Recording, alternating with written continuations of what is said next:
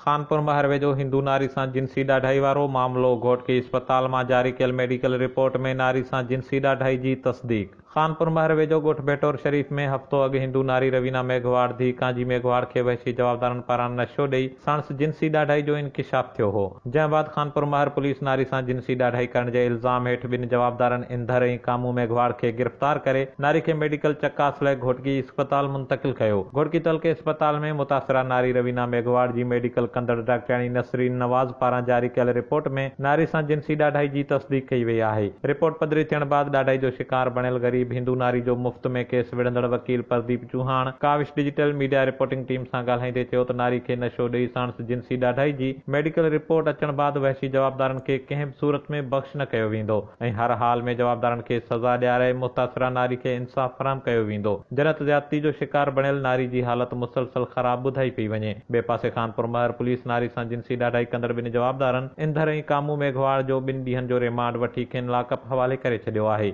अज़ीम Sial, Kawish digital media reporting team, Khanpur महर।